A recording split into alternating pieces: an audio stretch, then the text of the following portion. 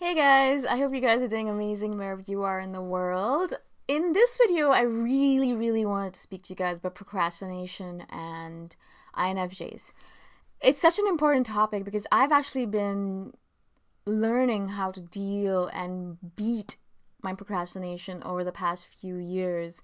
I think that's the reason I can do so much with my days because I don't spend or wallow in procrastination for too long. I have strategies to either beat it or to go around it or to do my work despite it, right? And so I wanted to, as I said in the live stream, I wanted to share some of my ideas on procrastination with you.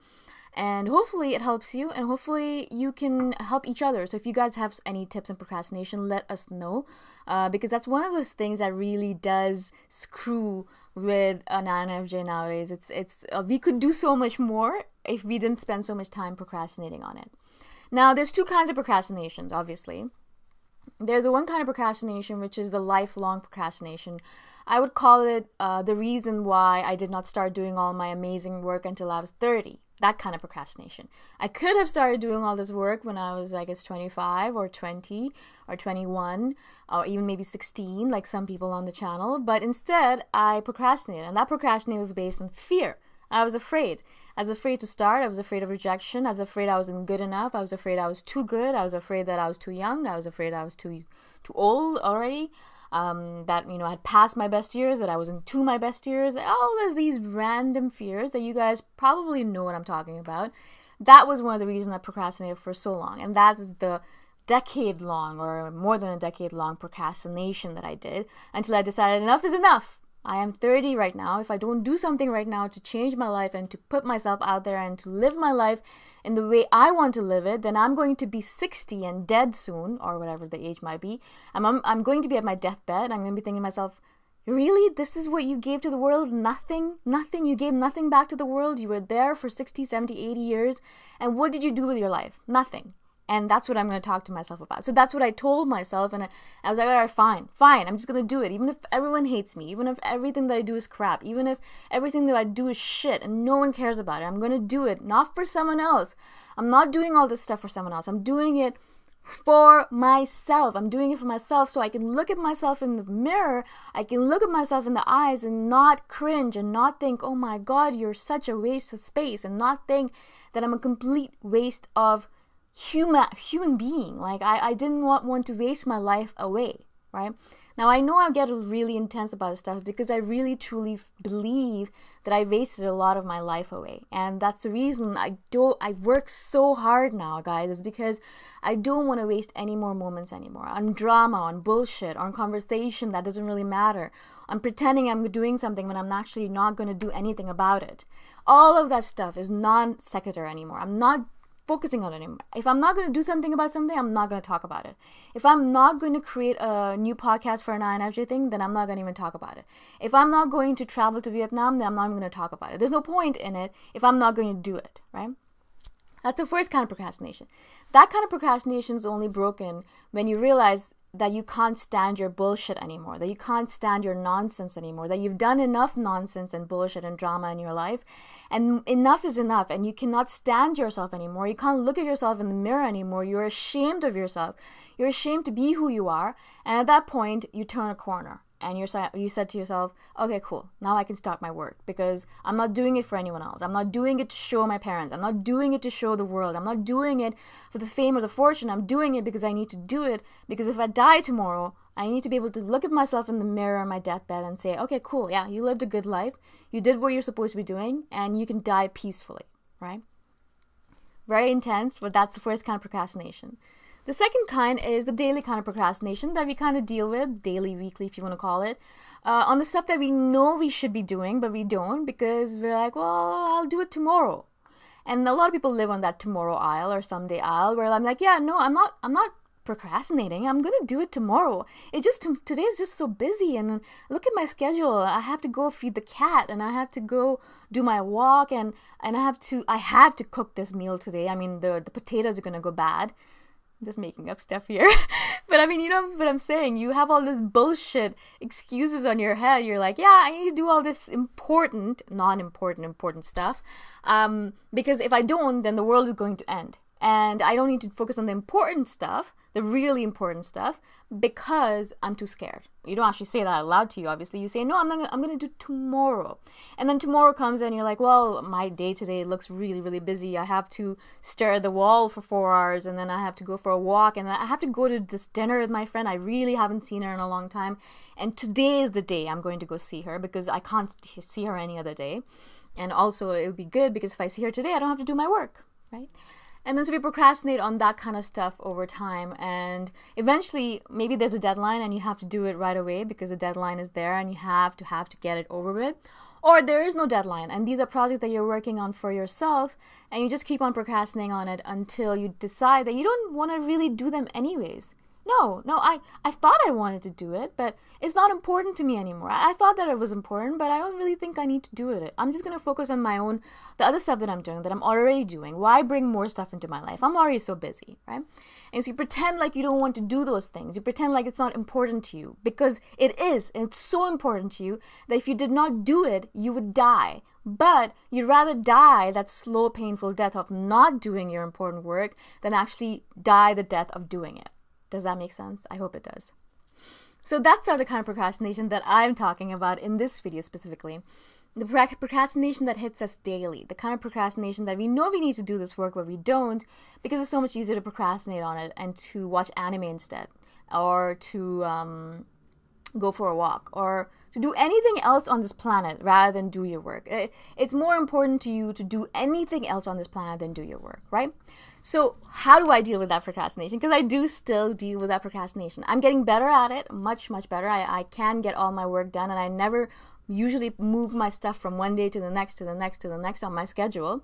I mostly, if I put something on schedule today, and I have 7 items on my list for today besides doing this video, and I know by the end of the day I will have checked off all of them, because I'm in that mode right now where I know that I can't procrastinate.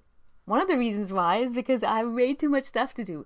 And if I don't do my work for today, it's going to be added onto the pile tomorrow. And there are already 9 items on my list tomorrow. And if I add any more items to tomorrow, then I'm going to have to move stuff over to the next day. And already there are 7 items on that next day.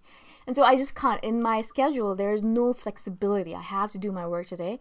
And I also realize, as in hindsight you do, that as soon as I start something, as soon as I start working on something, even if I've been dreading it, even if I'm like, oh my God, I don't really want to do this. Why do I have to do this? Why can't I just hire someone to do this? Why do I have to live this life? It's such a hard life. Why do I have to do this? But I realize as soon as I actually sit down, no matter what the task is, no matter how big the task is, no matter how small the task is, no matter how difficult it is, as soon as I sit down to do the task, I finish it. And it's so much easier than I imagined in my head. And this has happened to me a billion times over, and that's the reason I don't actually trust procrastination's voice anymore, because every single time procrastination has told me, just procrastinate because this is going to be too difficult and you're not going to be able to do it. Every single time I've mistrusted that voice and not listened to it and done the work, I've realized that a lot of times, a lot of the stuff that we procrastinate on for days usually ends up taking 15 to 20 minutes, maximum an hour. And that's also stretching it a lot. Mostly the work that's on my plate and in most people's plate, once we start doing it, once we focus on it and we decide, I'm going to do it. I'm going to do it now. I'm going to focus on it. I'm going to do it right now. As soon as we decide that, it'll take you 15 or 20 minutes to finish it. It's actually really interesting how that happens. It's in our head. All that procrastination bullshit, all that nonsense is in our head, right?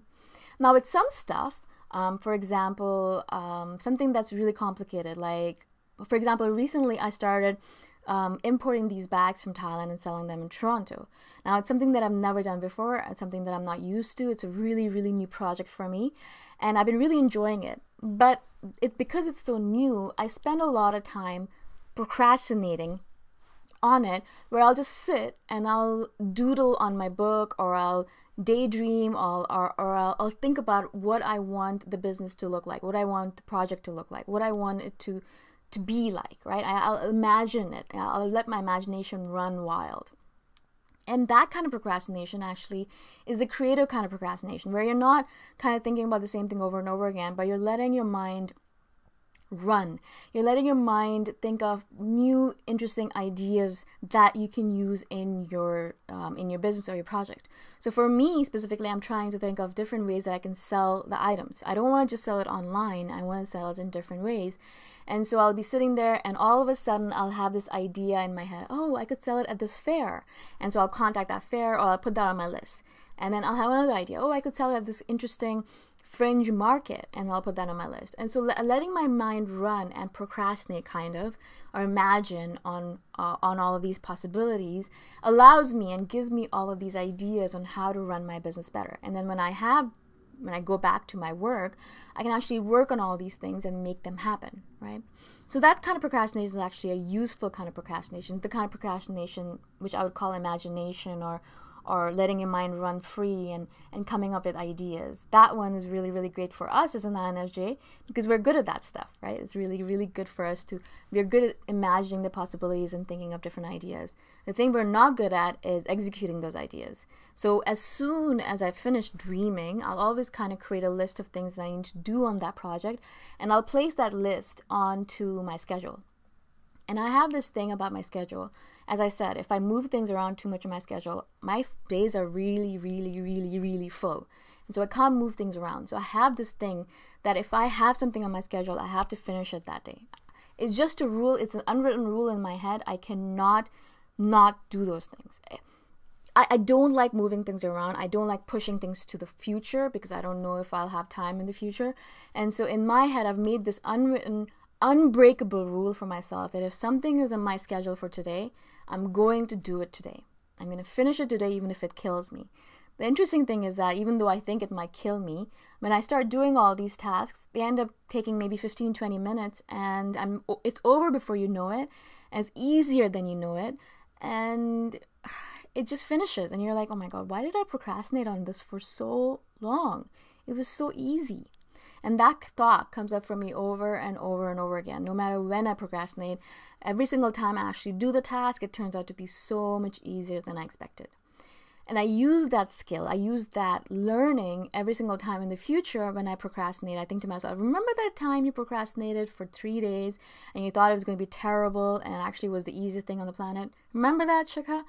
And I'll be like, yes, I do remember. And so then I'll use that as a learning for this task as well. So if that task was like that and the other task was like that, then I'm sure when I start this particular task, it's going to be as easy as ever. That's a couple of things I do. There's a lot more I could say on the subject, but I'm going to leave you guys with this because this video is already really long. Again, if you guys have any questions at all, please let me know. I'm really, really excited to hear about procrastination from you guys. If you guys have specific questions or if you want me to expound on something, let me know as well. I will do another video about procrastination in the future, for sure, because there's some more stuff that I can definitely say on the matter. Again, thank you so much for watching. Thank you for being on my channel. Thank you for listening, and I shall see you guys in the next video. Bye for now.